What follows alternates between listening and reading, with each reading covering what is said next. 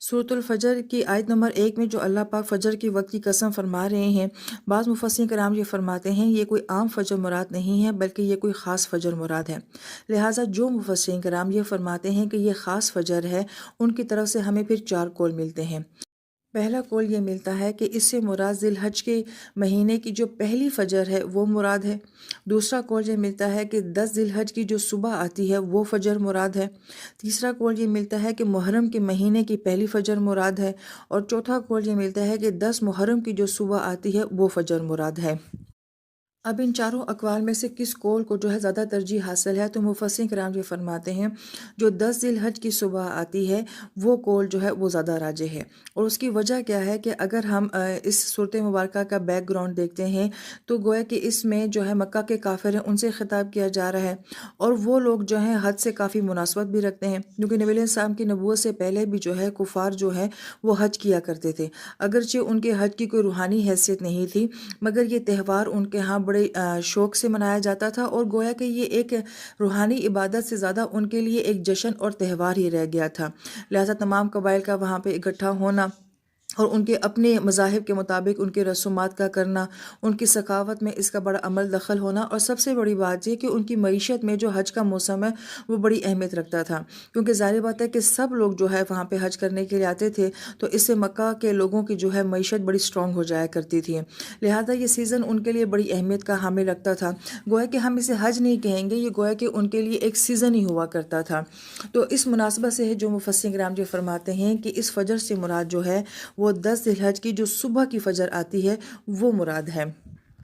लिहाजा मुफस्सिरीन कराम जो है वो इसकी मुनासबत भी यूँ बयान फरमाते हैं कि 10 ज़िलहज की सुबह की फ़जर क्यों ख़ास अहमियत की हामिल है। एक तो ये कि इंसान बहुत बड़ी इबादत करके अपनी ज़िंदगी के सारे गुनाहों गंदगियों को साफ़ करके जब वो बिल्कुल धुला धुलाया साफ़ सुथरा मुसलमान बन जाता है, तो फिर उसके बाद जो 10 ज़िलहज की सुबह आती है वो गोया कि उसकी ज़िंदगी में एक नई सुबह होती है। गोया कि उसकी एक नई रूहानी ज़िंदगी का जो है वो आगाज़ हो रहा होता है। पिछले सारे माफ़ हो चुके होते हैं गुनाह और आगे उसकी खूबसूरत ज़िंदगी जो है वो मुंतज़िर होती है। अगर कोई वाकई वैसा हज करे जैसा कि हज करने का हक है और अल्लाह पाक का उस शख्स के साथ वादा भी है कि उसकी ज़िंदगी के सारे गुनाहों को माफ़ कर दिया जाएगा, तो गोया कि उसके बाद एक खूबसूरत सुबह जो है वो 10 ज़िलहज की सूरत में जो है उसकी ज़िंदगी में आती है। लिहाजा मुफस्सिरीन किराम ये फरमाते हैं एक नया एहसास, नई कैफ़ियत और नए जज्बात होते हैं। लिहाजा इसलिए वो वक्त इंसान की ज़िंदगी का बहुत खूबसूरत वक्त भी होता है और बहुत अहमियत का हामिल भी होता है। इसलिए अल्लाह पाक ने उस खूबसूरत वक्त की जो है यहाँ पे कसम फरमाई है। फिर मुफस्सिरीन किराम यहाँ पे एक और बड़ा प्यारा नुक्ता ये बयान फरमाते हैं, गोया कि इंसान की एक नई ज़िंदगी का आगाज़ हो रहा होता है, तो अल्लाह पाक ने इस दिन में उसको कौन सी इबादत कहा है जो अफजल है, जो उसको करनी चाहिए, वो ये कि वो कुर्बानी करे, क्योंकि एक नई ज़िंदगी का आगाज़ जो है वो एक कुर्बानी के साथ होता है। फिर अहले इल्म बड़ी प्यारी बात ये भी फरमाते हैं, गोया कि इंसान जो 10 दिन वहाँ पे मेहनत करता है, उस 10 दिनों का हासिल हुसूल जो है वो उसको एक नई खूबसूरत सुबह की सूरत में 10 ज़िलहज की सुबह को मिलता है। और चूँकि हज एक मुशक्क़त वाली इबादत है, इंसान को अपना ख़ानदान अपना वतन छोड़ना पड़ता है, सफ़र की मुशक्क़तें बर्दाश्त करनी पड़ती हैं और उसके बाद 10 दिन जो है वो एक पराई जगह पे रह के उसको जो सारी मेहनत और कोशिश करनी पड़ती है, अगरचे वो बहुत खूबसूरत जगह है, बहुत रूहानी मुकाम है वहाँ पे, मगर उसके बावजूद एक मुजाहिदा है। लिहाजा इस मुजाहिदे के सिले में अल्लाह पाक उसको एक नई ज़िंदगी एक नई सुबह जो है वो 10 ज़िलहज की सुबह की सूरत में नसीब फरमाते हैं। यहाँ पे अहले इल्म बड़ी प्यारी बात ये भी फरमाते हैं कि हज जवानों का काम है। हमारे माशरे की ये सोच बन चुकी है कि जब सब काम कर लेंगे, बच्चों की शादियाँ हो जाएंगी, रिटायरमेंट हो जाएगी और हम हर तरह की ज़िम्मेदारी से फ़ारिग हो जाएंगे, तो फिर हम जाके हज करेंगे। फिर वहाँ पे जाके एहसास होता है कि नहीं, ये काम तो बड़ी ताकत वाला है, ये काम तो बड़ी मेहनतों वाला है। लिहाजा एक फ़्रेश इबादत की इंसान को ज़रूरत होती है, जो ज़ाहिर बात है एक अच्छी सेहत के साथ ही मुमकिन है। लिहाजा अल्लाह ताला जवानों को नसीब करे कि वो वहाँ पे जाएँ और हज करें। अब ये सारी कैफ़ियत जो मुफस्सिरीन किराम बयान फरमाते हैं बहुत खूबसूरत कैफ़ियत हैं।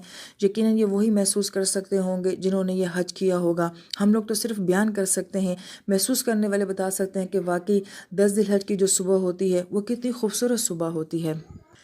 اس مقام پر اہل علم جو ہے وہ بڑی پیاری بات یہ بھی فرماتے ہیں کہ حج کا ہماری زندگی کے ساتھ کیا تعلق ہے۔ تو وہ فرماتے ہیں یہ جو حج ہوتا ہے یہ آخرت کی گویا کہ ایک طرح کی ریہلسل ہوتی ہے۔ آپ یہ دیکھیں کتنے معاملات ایسے ہیں جو حج کے اور حشر کے میدان کے بالکل ایک جیسے ہیں۔ حج میں اللہ پاک یہ فرماتے ہیں کہ بس ایک لباس ہونا چاہیے، اور مردوں کو کہا گیا کہ اپنا کندھا جو ہے وہ برہنہ کرنا چاہیے۔ عورت کو اس کے صدر کی وجہ سے یہ تو حکم نہیں ہے، مگر پردہ اس کے اوپر بھی وہاں پہ ویسے نہیں ہے جیسے کہ عام حالات میں ہوتا ہے۔ پھر اس کے بعد وہاں پہ بالکل برابری ہے، مساوات ہے، سٹیٹس کچھ بھی نہیں ہے، امیر غریب سب ایک جگہ پہ ہیں، جاہل اور علم والے سب ایک جگہ کے اوپر ہیں۔ اور پھر اس کے بعد آپ یہ بھی دیکھیں کہ مرد اور عورت ساتھ ساتھ ہوتے ہیں، مگر کسی کو کسی کی پرواہ نہیں ہوتی۔ ایک گہما گہمی کا عالم ہوتا ہے، ہر ایک کو اپنے ارکان کی فکر ہوتی ہے، ہر بندہ اپنی مستی میں اپنی بھاگ دوڑ میں لگا ہوا ہوتا ہے، کوئی عشق اور محبت میں ہے، کوئی دیوانگی میں ہے، کوئی اپنی ضروریات کے پیچھے ہے۔ ہر انسان کی اپنی ایک خاص قسم کی کیفیت ہے جو حج میں ہمیں نظر آتی ہے، اور یہی منظر جو ہے اللہ پاک حشر کے دن کا بھی بیان فرماتے ہیں۔ بے لباس آؤ گے، مرد اور عورت اکٹھے آئیں گے، ساتھ ساتھ آؤ گے، گہما گہمی کا عالم ہوگا، اور پھر کسی کے لیے وہ دن جو ہے وہ بہت پرسکون دن ہوگا، فجر کی 2 رکعتوں کے برابر ہوگا، ایک نماز کے وقت کے برابر ہوگا، اور کسی کے لیے حشر کا دن جو ہے وہ 50,000 سال کا بھی ہوگا۔ اب حج میں بھی ہم یہی کیفیت دیکھتے ہیں کہ کوئی ایسا ہوتا ہے جو بڑی اپنی محبت میں، جنون میں، کیفیت میں، دیوانگی میں ہوتا ہے، اس کے لیے حج بالکل ایک جیسے پھول کی طرح ہوتا ہے۔ بعض لوگوں کی بھاگ دوڑ ہوتی ہے، مشقت ہوتی ہے، پریشانی، ٹینشن، یہ کیسے ہوگا، وہ کیسے ہوگا، یہ سارے معاملات ہوتے ہیں۔ تو جس طرح سے حج میں ہر انسان کی اپنی اپنی کیفیات ہوتی ہیں، اسی طریقے سے حشر کے میدان میں بھی ہر انسان کے اپنے اپنے اعمال کے مطابق ایک اپنی اپنی کیفیات ہوں گی۔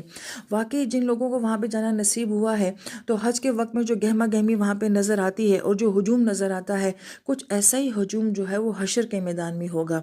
تو گویا اللہ تعالیٰ جو ہے وہ حشر کے میدان کی ایک ہلکی سی جھلک جو ہے وہ ہمیں اس دنیا میں دکھا دیتے ہیں۔ جیسے بعض اہل علم جو ہیں ضمناً یہاں پہ اس بات کا اضافہ کرتے ہیں، وہ یہ فرماتے ہیں کہ انسان نماز میں جس کیفیت کے ساتھ کھڑا ہوتا ہے، اسی کیفیت میں کل اسے قیامت میں اللہ کے سامنے کھڑا ہونا نصیب ہوگا۔ گویا کہ نماز بھی گویا کہ حشر کے دن اللہ کے سامنے کھڑے ہونے کی ایک پریکٹس ہوتی ہے، کہ جو آج جتنا باقاعدگی سے اپنی نماز میں حاضر ہے اور جتنی حاضری حضوری کے ساتھ فوکس کر کے وہ اللہ کے سامنے عاجزی کے ساتھ کھڑا ہے، بالکل اسی طریقے سے ایک وقت ایسا آئے گا کہ انسان اللہ کے سامنے اپنے اعمال، اپنے حساب نامے کے لیے بھی ایسا ہی کھڑا ہوگا۔ تو گویا کہ ہماری عبادات کا جو ہے وہ آخرت کی اس سین کے ساتھ بڑا گہرا تعلق ہے۔ لہٰذا اللہ تعالیٰ سے دعا کرتے رہنا چاہیے کہ اللہ پاک ہمیں دنیا میں ایسی خوبصورت عبادتیں نصیب فرمائے کہ جن کی وجہ سے ہمارے لیے آخرت کا منظر جو ہے وہ خوبصورت ہو جائے، انشاءاللہ تعالیٰ۔